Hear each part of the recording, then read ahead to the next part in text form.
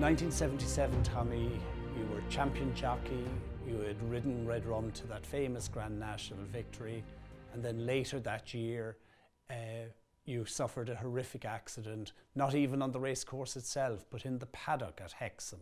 Tell me a little about what you remember of that. I was just being, Arthur Stevenson legged me up and gone round the horse reared up, fell back on top of me and broke my pelvis in 12 places. And they took me straight into the hospital and x-rayed me and left my legs 4 inches longer on one side than the other. So they put me on traction in Hexham, and with the weights it was like a hammock. The only thing touching the bed was my shoulders for over 3 months. And I was within a fit 10 stone, and when they left me down before Christmas, I was 8. Right. But, you know, they pulled my legs back together right again. And the one thing I was thinking about when I was trying to get back to ride Red Rum in the 78 Nationals. Yeah. And when they left me off the traction, they put me on a thing like an ironing board, and they dipped me down gradually, and I thought the blood would run out my toes. I collapsed. Right. But then I got going gradually. But I got back. I used to go into the gym in Leeds football team. I knew some of the players, that Peter Lorimer and such. They were very good fellas, used to come racing.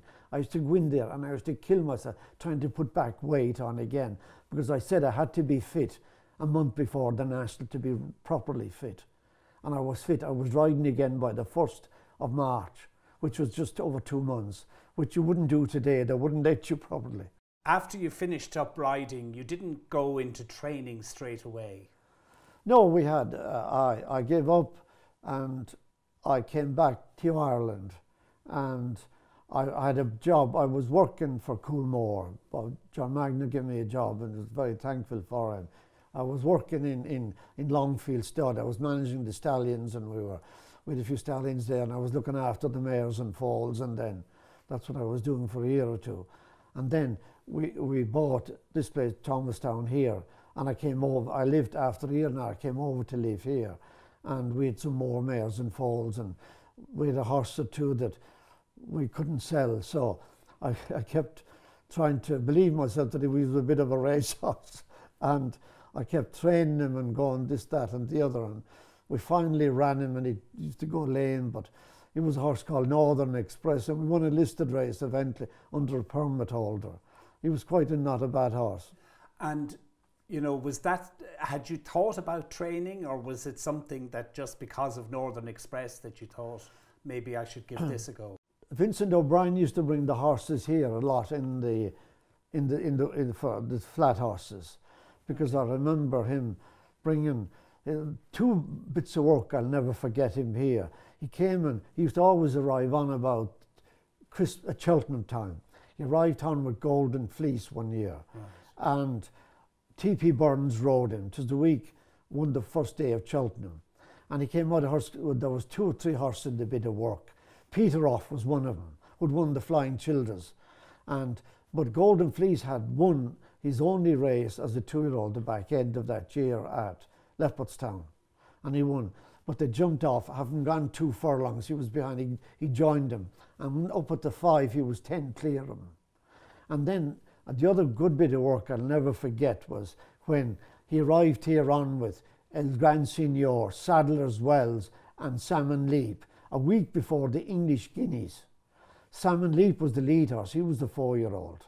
He'd been 4th in the Arc the year before. They jumped off at the bottom.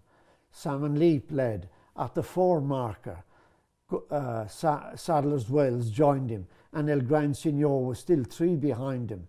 And at the 5, he was 3 in front of El Grand Signor.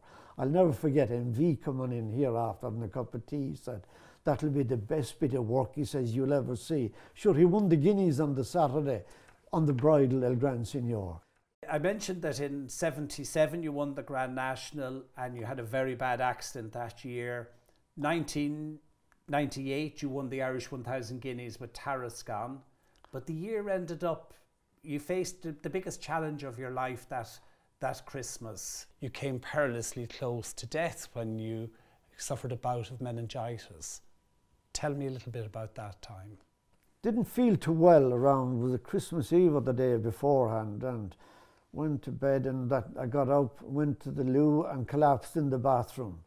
And Liz came round and found me and got the ambulance out and took me to Clonmel Hospital. And luckily enough, I'll never thank this nurse enough.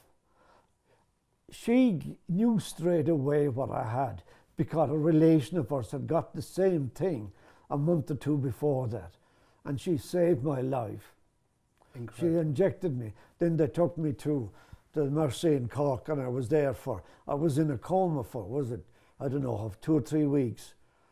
But we got through it eventually. I was in hospital for about 2 months altogether. Right. And I lost the hearing, but that came back. I got that back when I got operated on in Manchester. Did it change your outlook on life? No.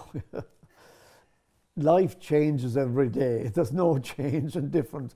As long as you can get up in the morning and keep going, that's the main thing. And what drove you to that recovery? I mean, it was a long road to recovery, but you fully recovered. You got back into the reins here at Thomastown again. Well, I think the whole thing is to try to keep yourself as fit as you can.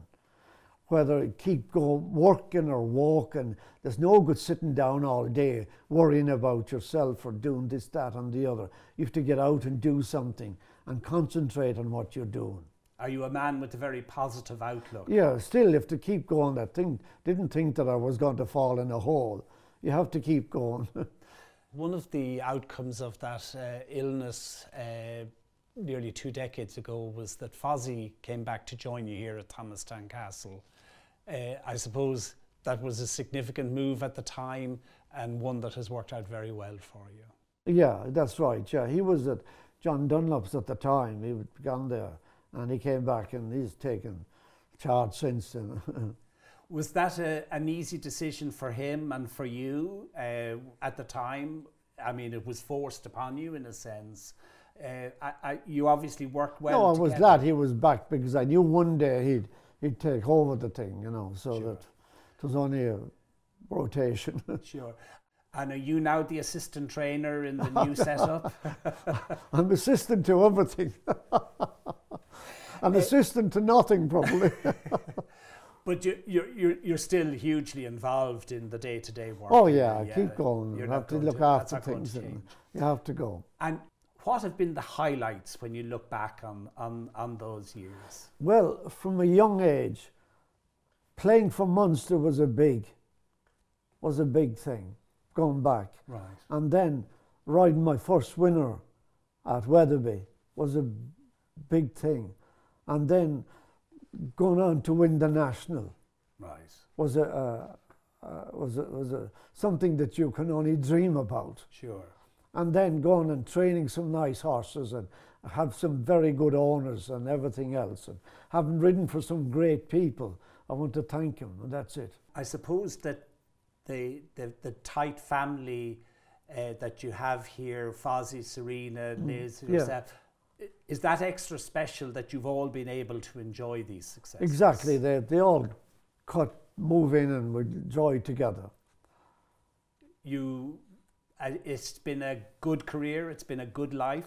Well, we can't change it anyway, can you?